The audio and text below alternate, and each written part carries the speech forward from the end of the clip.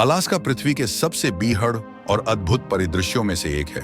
विशाल पर्वत, खड़ी चट्टानें और बर्फीले टुंड्रा एक ऐसे भूभाग का निर्माण करते हैं जहां केवल सबसे कठोर जीव ही जीवित रह सकते हैं। इन दुर्गम परिस्थितियों में डॉल भेड़ें निर्विवाद रूप से सर्वोच्च स्थान पर हैं। अपनी मोटी सफेद ऊन और शक्तिशाली घुमावदार सींगों के साथ ये पर्वतीय जीव दुनिया के सबसे कठिन वातावरणों में जीवित रहने की कला में निपुण है।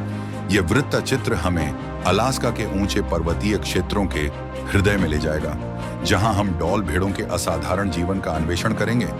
वे कैसे भीषण ठंड का सामना करती हैं, घातक शिकारियों से बचती हैं और एक ऐसे भूभाग में फलती फूलती हैं जहां कमजोरों के लिए कोई स्थान नहीं है। अलास्का की ऊंचाई वाली पर्वतमालाएं प्रकृति के सबसे अविश्वसनीय उत्तरजीवियों डॉल भेड़ों का घर हैं।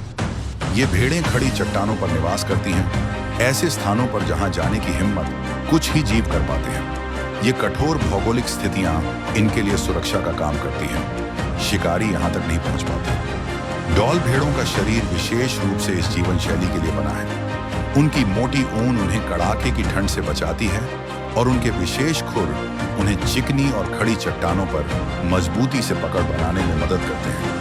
अलास्का के जंगलों में हर कदम पर खतरा मंडराता है। निचली ढलानों पर भेड़ियों और ग्रिजली भालुओं का राज है, जो डॉल भेड़ों की किसी भी चूक का इंतजार करते हैं। लेकिन इन भेड़ों के पास एक मजबूत रक्षा प्रणाली है।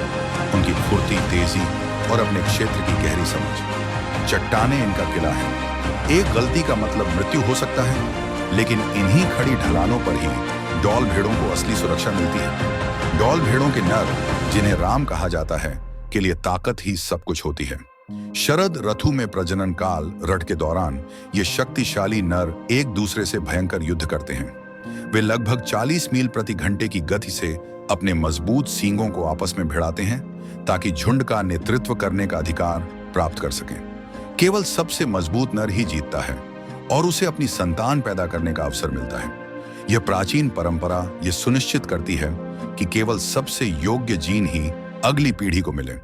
जब अलास्का की भयंकर सर्दी दस्तक देती है तो भोजन की उपलब्धता कम हो जाती है। डॉल भेड़ों को बर्फ के नीचे छिपे छोटे छोटे वनस्पतियों के टुकड़ों को खोजने की अपनी क्षमता पर निर्भर रहना पड़ता है। सर्दी ही असली परीक्षा होती है। कई भेड़ें इस कठिन मौसम में जीवित नहीं रह पाती, लेकिन जो बचती हैं वे और भी मजबूत बनकर उभरती हैं। जब वसंत लौटता है, वसंत के आगमन के साथ नया जीवन जन्म लेता है। डॉल भेड़ों की अगली पीढ़ी अपने पहले कदम उठाती है और जल्द ही वे उन्हीं खतरनाक चट्टानों को पार करना सीखती हैं जो भविष्य में उनका घर बनेंगी। जीवन का चक्र चलता रहता है। ये नवजात मेमने बड़े होकर अलास्का के पहाड़ों के अगले शासक बनेंगे। हजारों वर्षों से डॉल भेड़ें इन ऊंचाइयों की शासक रही हैं। इनका जीवन बल, सहन शक्ति और कठिन परिस्थितियों में जीवित रहने की कहानी है। अलास्का के सबसे कठोर भूभागों में भी वे अडिग, स्वतंत्र और गर्व से खड़ी हैं। प्रकृति की सच्ची योद्धा।